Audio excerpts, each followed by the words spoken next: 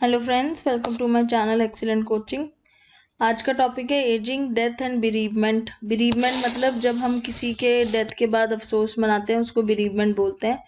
तो आज हम एजिंग और डेथ से रिलेटेड जो थ्योरीज हैं उसके बारे में डिस्कस करेंगे। तो एजिंग से रिलेटेड थ्योरीज मतलब ये बता रहे हैं कि क्यों एजिंग होती है, ऐसा क्यों है कि हमारी बॉडी धीरे धीरे एज कर जाती है। सो इसमें दो मेजर कैटेगरीज हैं, डिफरेंट व्यूज हैं। एक है स्टोकास्टिक थ्योरीज, दूसरी है प्रोग्राम थ्योरीज। तो पहले स्टोकास्टिक थ्योरीज में जो थ्योरी आती है इसके अंदर, इसमें हम बोलते हैं इसको wear and tear theory of ageing. Wear and tear मतलब कि जैसे कोई चीज़ होती है ना, वियर एंड टियर हो जाती है। जैसे हम कुछ चीज़ों को बहुत यूज़ करते हैं तो वो घिसना शुरू हो जाती है धीरे धीरे।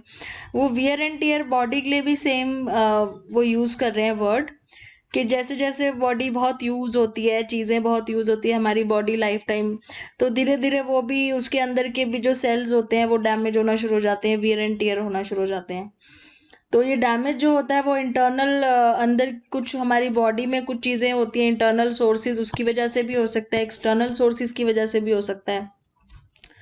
और इसमें फ्री रेडिकल्स के बारे में बात करी हुई है। फ्री रेडिकल्स एक ऐसे सेल्स होते हैं जिनमें इलेक्ट्रॉन्स कम होते हैं। इलेक्ट्रॉन्स जनरली क्या होता है, जैसे सेल स्ट्रक्चर होता है तो उसमें बीच में जैसे न्यूक्लियस है तो उसके आसपास इलेक्ट्रॉन्स होते हैं। वो इलेक्ट्रॉन्स जिस सेल में जितनी रिक्वायरमेंट है उतने अगर पूरे नहीं होते, उससे कम या उससे ज़्यादा होते हैं, तो वो जो सेल है वो बहुत अनस्टेबल हो जाता है। वो पर्टिकुलर जो एटम होता है, एक्चुअली ये एटम बोलते हैं इसको, तो ये जो एटम होता है ये बहुत अनस्टेबल हो जाता है। अगर पूरे एग्जैक्टली उसके अंदर इलेक्ट्रॉन्स पूरे हैं, जैसे 8 चाहिए तो पूरे 8 हैं, तो वो फिर बैलेंस्ड रहता है। लेकिन अगर 8 से कम या उससे ज़्यादा है तो वो जो पर्टिकुलर इलेक्ट्रॉन है वो बहुत इम्बैलेंस हो जाता है, क्योंकि वो कोशिश करता है कि मैं अपने आप को या तो हटा लूँ यहाँ से या अपने साथ एक पेयर और ले आऊँ। तो फ्री रेडिकल उसी टाइप का एक एटम है जो हमारी बॉडी में, जिसका एक इलेक्ट्रॉन जो है वो कम हो जाता है, लॉस्ट इलेक्ट्रॉन हो जाता है। उस वजह से वो पर्टिकुलर सेल है जो बॉडी का, वो बहुत ही ज़्यादा अनस्टेबल हो जाता है और वो दूसरों को भी डैमेज करता है। तो इस वजह से क्या होता है, इसकी जो हाईली अनस्टेबल पार्टिकल्स होते हैं वो कंटिन्यूसली हमारी बॉडी मेटाबॉलिज्म में इफेक्ट करते हैं, and they react violently with other molecules के साथ बहुत वायलेंटली रिएक्ट करते हैं, उनको डैमेज करते हैं। तो ये फ्री रेडिकल्स हमारे लिए बहुत ज़्यादा एक तरीके से डैमेजिंग काम करते हैं। With this damage affects DNA, और जब ये डैमेज हमारे डीएनए तक पहुंच जाता है तो वो हमारी जो सेल की मेंटेनेंस वाला काम है डीएनए का, उसको डैमेज कर देते हैं। मतलब हमारा जो डीएनए का एक प्रॉपर फंक्शन होता है कि वो हमारे सेल को रिपेयर करता है, मेंटेन करता है, तो ये उस काम को भी रोक देता है फ्री रेडिकल। तो इस वजह से वो धीरे धीरे जो सारे डीएनए में ये अटैक करना शुरू कर देता है और हमारी बॉडी में रिपेयरिंग का काम बंद होना शुरू हो जाता है, और फिर वो एजिंग स्टार्ट हो जाती है। Another stochastic theory stresses the effect of damage on to a DNA produced either because of the cell division somehow goes wrong or by external causes. External cause, ये तो मैंने जो ऊपर बताया ये तो इंटरनल कॉज है कि हमारी बॉडी में फ्री रेडिकल्स होते हैं जो ऐसे डैमेज करते हैं। एक्सटर्नल कॉज इन्होंने क्या बताया है, जैसे अब बाहर से अगर कोई बीमारी हमें लग गई, जैसे वायरस हो गया या कोई टॉक्सिन, कोई जहरीली चीज़, कोई ऐसी चीज़ जो हमने खा ली, या हम कुछ ऐसा खाते हैं लाइफ टाइम, जैसे हम प्लास्टिक की अगर हम चीज़ें यूज़ करते हैं जिसमें खाना रखा होता है, या पानी पीते हैं प्लास्टिक की बोतल से, इस टाइप की चीज़ें अगर हम यूज़ करते हैं जिसमें टॉक्सिन्स होते हैं, वही जहरीली चीज़ें हमारी बॉडी में अंदर जाके हमारे सेल को, डीएनए को डैमेज करती है। तो ये भी एक रीज़न है जल्दी एजिंग होने का। और जो एक्सपोज कर रहे हैं अगर हम अपने आप को, जैसे अल्कोहल का अगर हम यूज़ कर रहे हैं, या हम ड्रग्स का यूज़ कर रहे हैं, या हम इस तरह के एनवायरनमेंट पे रहते हैं जहाँ पे स्मोक बहुत ज़्यादा है, तो स्मोक, पॉल्यूशन, ये सारी चीज़ें भी हमारी बॉडी में जो डीएनए के रिपेयर मेंटेनेंस का जो फंक्शन है उसको ख़राब करती हैं।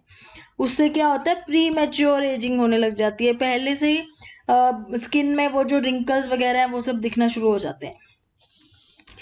ये तो थी हमारी स्टोकेस्टिक वाली थ्योरी, जो अभी हमने दो कैटेगरीज पढ़ी, स्टोकेस्टिक और वो जो फर्स्ट कैटेगरी है। अब हम दूसरी कैटेगरी पे जाएंगे, programme theory.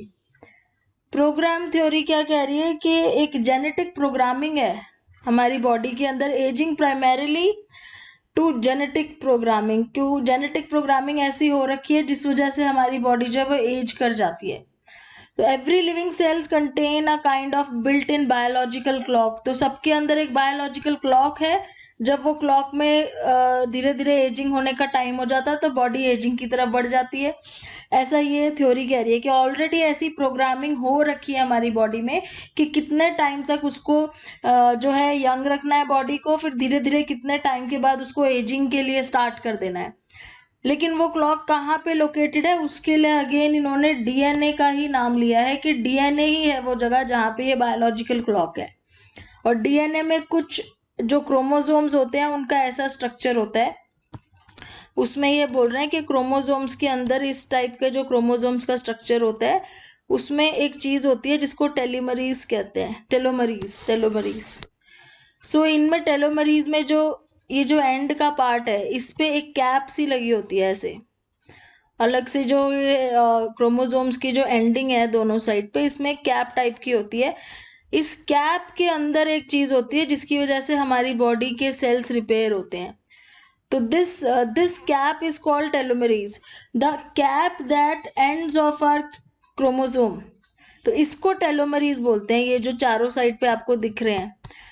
So each time a cell divide the telomeres become shorter. तो जैसे अब ये डिवाइड होगा सेल तो ये क्या होगा, ये टेलोमेरीज की लेंथ छोटी हो जाएगी धीरे धीरे। तो ये टेलोमेरीज की लेंथ छोटी हो जाएगी जैसे ये सेल डिवाइड होगा, उस टाइप के उसके बाद डिवीजन के बाद इनकी लेंथ छोटी हो जाएगी। और ऐसे होते होते जितनी बार सेल डिवाइड होगा ये धीरे धीरे छोटे होते होते ये बिल्कुल ही एक पॉइंट ऐसा आता है कि जिसमें ये बिल्कुल ही खत्म हो जाते हैं। तो जब बहुत जैसे हमारी पूरे टाइम तक हमारी बॉडी में सेल डिवीजन होती रहती है ना, नए नए सेल्स बनते रहते हैं, तो एक टाइम ऐसा आता है कि ये टेलोमरीज की इतनी छोटी सी लेंथ हो जाती है, बहुत छोटी हो जाती है, ऐसे हो जाता है। तो वो critical point when this shortening reaches some critical point the cell can no longer divide. तो इस केस में क्या होगा कि वो सेल दोबारा डिवाइड नहीं हो पाएगा क्योंकि वो टेलोमरीज है ना, उसका जो उसकी हाइट है वो बहुत ही कम हो गई है यहाँ पे। अब वो सेल डिवीजन नहीं हो पा रहा है, इसका मतलब नए सेल्स नहीं बन पाएंगे। जो पुराने सेल्स हैं वो धीरे धीरे डैमेज होते जाएंगे, नए सेल्स बनना बंद हो गए हैं। तब क्या हो जाएगा, एजिंग शुरू हो जाएगी। So in skin cells, when telomeres are shortened to a critical length, the cells cannot divide, normal repair process that keep the skin healthy। तो ये रिपेयरिंग वाला प्रोसेस बंद हो जाएगा क्योंकि टेलोमेरीज की हाइट बहुत कम हो गई है और वो दोबारा से उसको रिपेयर नहीं कर पाएंगे।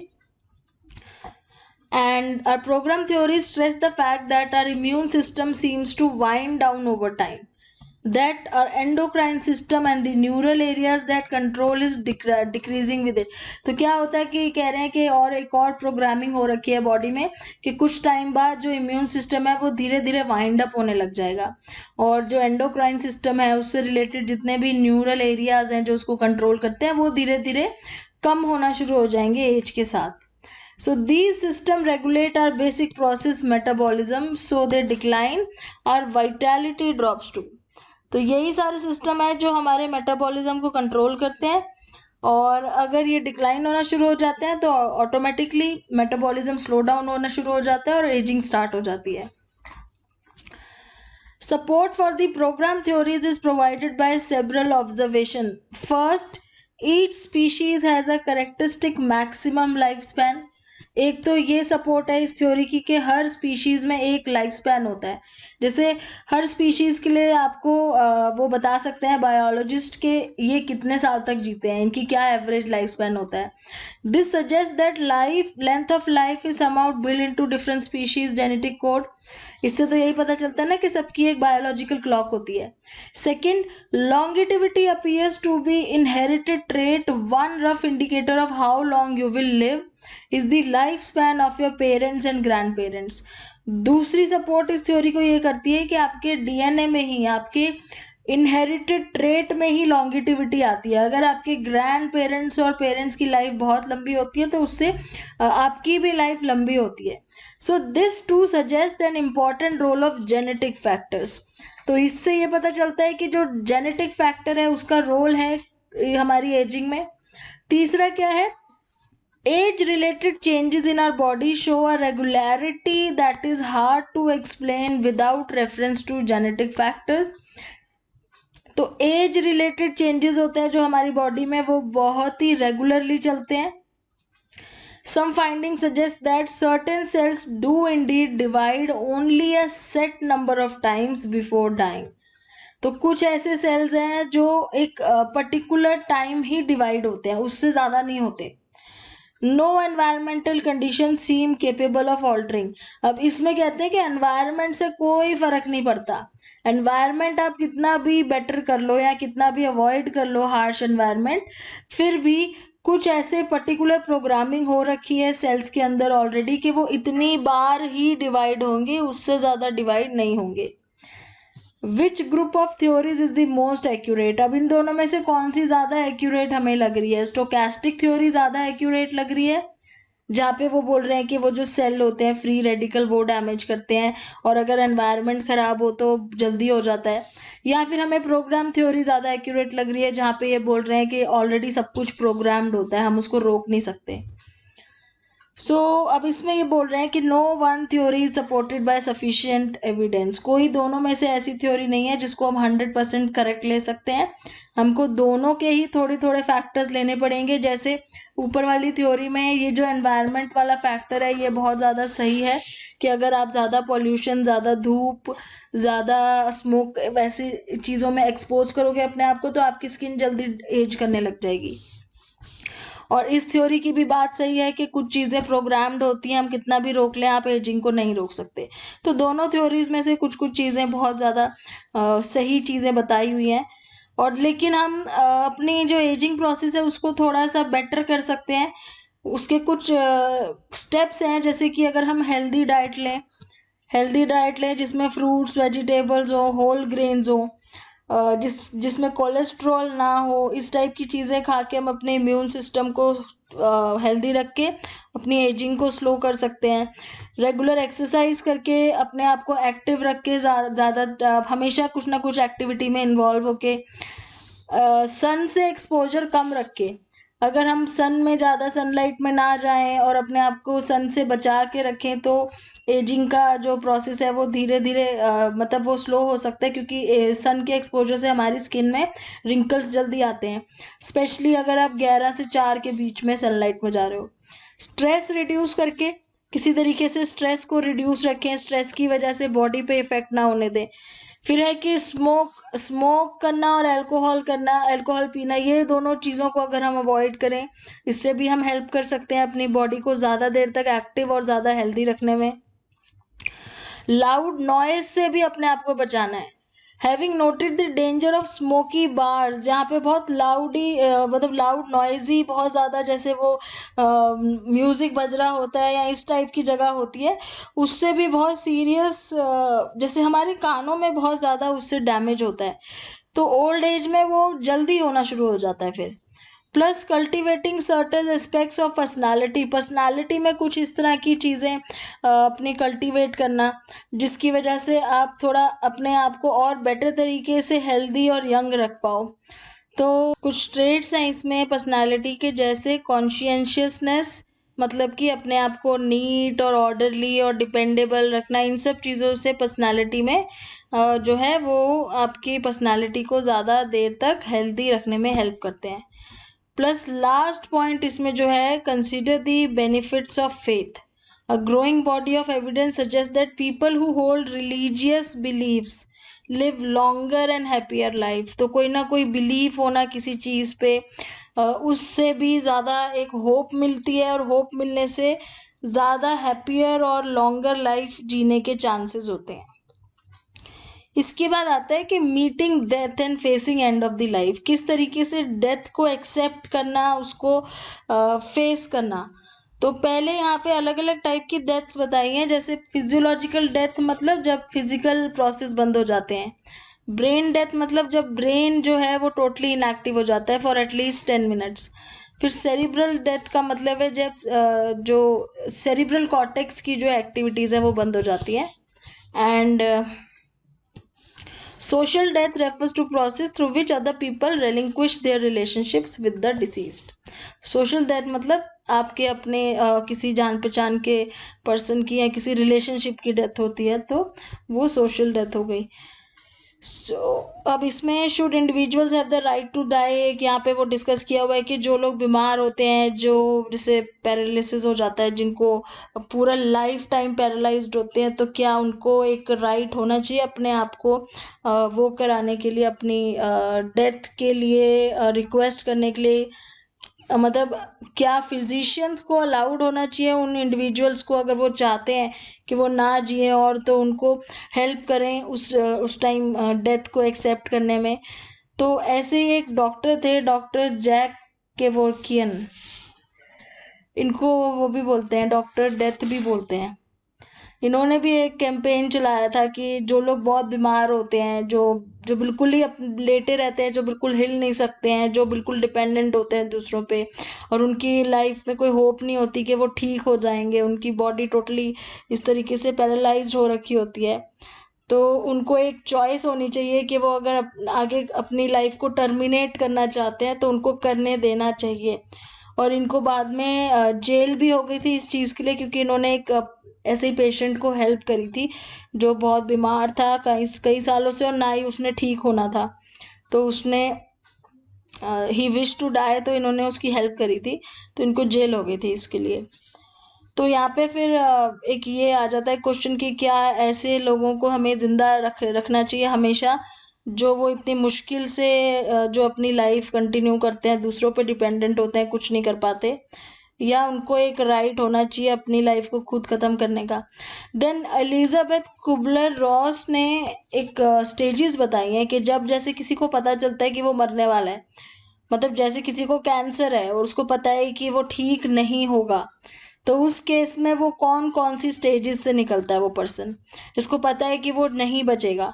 तो पहली स्टेज ये बोल रहे हैं कि डिनायल होता है. डिनायल मतलब वो मानते नहीं है कि उनको कोई प्रॉब्लम है, वो यही सोचते हैं कि ये सच नहीं हो सकता, इट कांट बी ट्रू, या कुछ ना कुछ गलती हुई है डॉक्टर से, या कुछ ऐसा नहीं हो सकता. दूसरी स्टेज होती है एंगर. एंगर में उनको गुस्सा आता है कि उन्हीं के साथ ऐसा क्यों हुआ है, सो वाई मी, मेरे साथ ही क्यों हुआ है ऐसा. तो ये होती है एंगर वाली स्टेज. फिर वो बोलते हैं कि ये फेयर नहीं हुआ मेरे साथ, इस टाइप से. तीसरी स्टेज कुबलर रॉस कह रहे हैं कि बार्गेनिंग वाली स्टेज होती है. बार्गेनिंग में वो गॉड को प्रे करते हैं कि आप मैं अगर बहुत अच्छे से बिहेव करूंगा तो आप मुझे बचा लोगे, या मैं बहुत डोनेशन दूंगा तो आप मुझे बचा लेना. बार्गेनिंग करने की कोशिश करते हैं किसी तरह हम बच जाएं. लेकिन क्या होता है कि ये मेडिकली जो होते हैं, जो रियलिटीज़ होती हैं, ये चेंज तो हो नहीं सकती. तो फिर बाद में वो डिप्रेशन में चले जाते हैं जब उन्हें लगता है कि बार्गेनिंग से भी कोई फ़र्क नहीं पड़ा है उनकी हेल्थ में. तो डिप्रेशन में चले जाते हैं काफ़ी टाइम तक. कुछ लोग डिप्रेशन में ही रहते हैं, और कुछ होते हैं जो लास्ट में एक्सेप्ट कर लेते हैं कि अब उन्होंने जो है, उनको जो है जाना पड़ेगा, दे कैन नॉट सरवाइव. तो उस स्टेज में फिर जब वो एक्सेप्ट कर लेते हैं तो वो अपने जो भी पेंडिंग काम होते हैं, जो भी चीज़ें होती हैं, उनको दूसरों को दे के या बता के वो एक्सेप्ट कर लेते हैं कि वो अब जो है they will have to accept the death. जो ये कुबलर रॉस की स्टेजेस है 5: denial, anger, bargaining, depression, acceptance. इसके लिए कोई वो नहीं है, एविडेंस नहीं है, कोई ऐसा कोई साइंटिफिक एविडेंस नहीं है. ये उन्होंने कुछ ऐसे लोगों के ऊपर ऑब्जर्व करके लोगों को स्टडी करी थी. ये स्टडी जो कुबलर रॉस ने करी थी, इसका कोई साइंटिफिक एविडेंस नहीं है. These findings are comforting and appealing. They have not been confirmed. इनको किसी ने अभी तक कंफर्म, मतलब ऐसा कुछ साइंटिफिक बैकग्राउंड नहीं है इसका. फिर उसके बाद एक और स्टडी हुई थी जहाँ पे वीडियो टेपिंग करी थी उन लोगों की जो टर्मिनली इल पेशेंट थे, मतलब जिनकी डेथ होने वाली थी. तो उनकी वीडियो टेपिंग करी थी लास्ट एंड तक, उनके लाइफ तक. तो उसमें देखा गया कि उनके फेशियल एक्सप्रेशंस एंड तक भी बहुत सैड थे, उल्टा और ज़्यादा सैड होने लग गए थे. मतलब इससे ये प्रूव करने की कोशिश कर रहे थे कि वो एक्सेप्टेंस वाली फेज उन्होंने किसी में भी नहीं देखी. जो बाद में जो कोशिश करी थी एरोनॉफ और स्पिल्का ने ये चीज़ प्रूव करने की कि क्या पता है कि जो कुबलर रॉस बोल रहे हैं वो एक्चुअली में ऐसा कुछ होगा. बट उन्होंने देखा वीडियो टेप में कि ऐसा कुछ भी नहीं था। वो लोग एंड तक ही बहुत ज़्यादा सैड थे, कभी भी वो ऐसा नहीं लगा कि वो उन्होंने एक्सेप्ट कर लिया हो डेथ को और वो बहुत हैप्पीली चले गए हों। तो इस टाइप का कुछ मिला नहीं उनको। तो ये रॉस की जो थ्योरी है ये थ्योरेटिकल ज़्यादा है, इतनी ज़्यादा मतलब वो नहीं माना जाता, इसको प्रैक्टिकली या साइंटिफिक नहीं माना जाता। आगे आ जाता है as relating to legal issues relating to death. तो लीगल इश्यूज में क्या है कि जैसे वो जो ऊपर बात हो रही थी कि अगर किसी को बहुत ज़्यादा इलनेस है, टर्मिनली इल, बहुत ज़्यादा ऐसी इलनेस है जिसमें वो कभी ठीक नहीं हो सकता, तो उस केस में क्या उसके पास कोई राइट होना चाहिए अपनी लाइफ को टर्मिनेट करने का। सो यहाँ पे दे आर सेइंग कि many person express anxiety over the end of their life. Most are concerned with the process of dying, what will happen to them when they die rather than death itself. So this led a growing number of person to take a step to enable them to die with dignity without needless suffering. One legal procedure for reaching this goal involves preparing a living will. तो अब कुछ लोग क्या करते हैं, वो अपने खुद के लिए एक लिविंग विल बना लेते हैं। A will in which individual expresses his or her desire about the use of life prolonging technology, and usually such will state that if recovery is not possible, the individual prefers to die rather than be kept alive. उसमें वो पहले ही ऐसा लिख देते हैं कि आगे जाके अगर मुझे कभी इस तरह की प्रॉब्लम हुई कि जिसमें मैं ठीक नहीं हो सकूंगा कभी भी, तो मैं प्रेफर करूंगा कि आप मुझे ज़िंदा ना रखें। इस टाइप की विल पहले ही बना लेते हैं वो लोग जिनको पहले से एंजाइटी होती है आगे जाके कि क्या हो सकता है उनके साथ। दूसरी एक और चीज़ है, और एक लीगल प्रोसीजर है जिसमें हम durable power of attorney for health care use कर सकते हैं, जिसमें हम किसी दूसरे इंडिविजुअल को एक राइट दे सकते हैं हमारे लिए डिसीजन लेने का। तो जैसे कभी आगे जाके हमें कोई हेल्थ प्रॉब्लम हो जाए जिससे कभी हम ठीक ना हो पाए, तो एक इंडिविजुअल को राइट दे देते हैं जिसको हम ट्रस्ट करते हैं कि वो हमारे लिए डिसीजन लेगा कि हमें ज़िंदा रखा जाएगा कि नहीं। तो that person has a right to decide whether we are going to live और we are going to die. तो वो राइट उसको दे दिया जाता है उस पर्सन को, फिर वो डिसाइड करता है कि इस पेशेंट को जो बहुत ज़्यादा बीमार है, ठीक नहीं हो सकता, उसको आगे सफ़र करने के लिए ज़िंदा रखना है या वहीं पे उसकी लाइफ ख़त्म करनी है। तो ये लीगल प्रोसीजर्स हैं दोनों। इंडियन कॉन्टेक्स्ट में जब डेथ की बात होती है तो महाभारत के बारे में इन्होंने बताया हुआ है, जिसमें ब्रह्मा ने ये बोला था कि जो डेथ है वो भी एक कंपलसरी इनएविटेबल चीज़ है, और जो लोग इसको ठीक से एक्सेप्ट नहीं करेंगे वो हमेशा इसको सोच के रोते रहेंगे।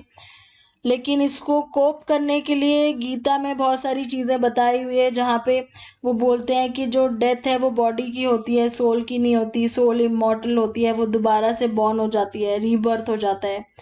तो इस तरीके से इंडियन उसमें एपिक्स में भी डेथ के बारे में बात करी हुई कि कुछ लोग होते हैं जो डेथ से बहुत ज़्यादा डरते हैं, वो लोग ग्रीडी होते हैं, वो बहुत ज़्यादा जेलस होते हैं, गुस्से वाले होते हैं। लेकिन जो एक्सेप्ट कर लेते हैं उनको वो एंशियस नहीं होते जल्दी। गीता में वो थोड़ा सा जब वो पढ़ते हैं तो उसमें पता चलता है कि जो हमें किसी को भी डेथ से रिलेटेड किसी चीज़ पे एंशियस नहीं होना चाहिए, क्योंकि हमारी सोल इमॉर्टल है, इस टाइप से लिखा हुआ है गीता में।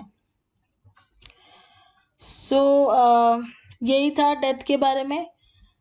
फिर ये चैप्टर ख़त्म हो गया, अब हम नेक्स्ट चैप्टर स्टार्ट करेंगे नेक्स्ट वीडियो में। Thanks for watching.